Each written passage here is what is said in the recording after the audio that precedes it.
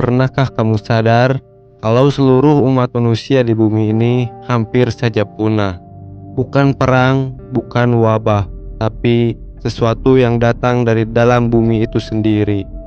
Sebuah letusan yang hampir menghapus seluruh manusia, menyisakan hanya 2000 orang. Dan yang paling aneh, semuanya bermula dari tanah tempat kita berdiri sekarang, yang disebut Indonesia.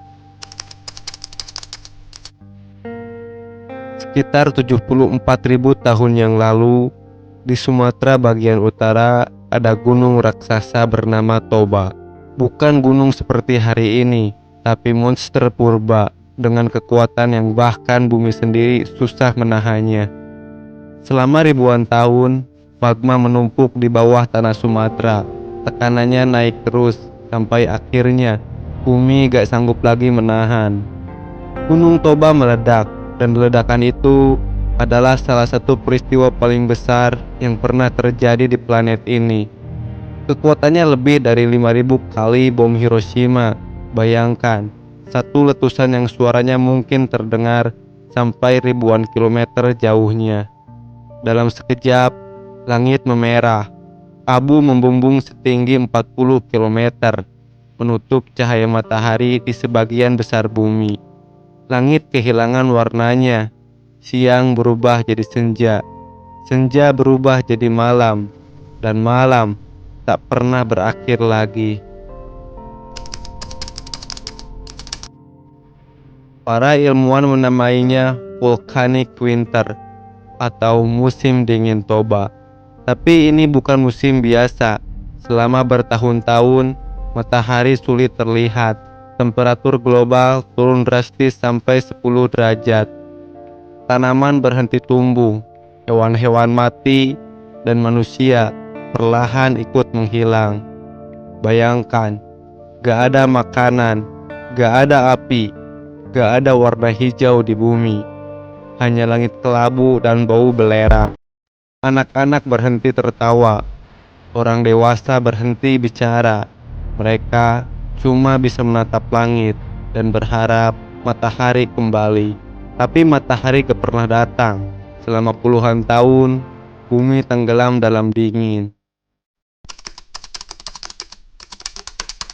Berabad-abad kemudian, ilmuwan menemukan jawabannya.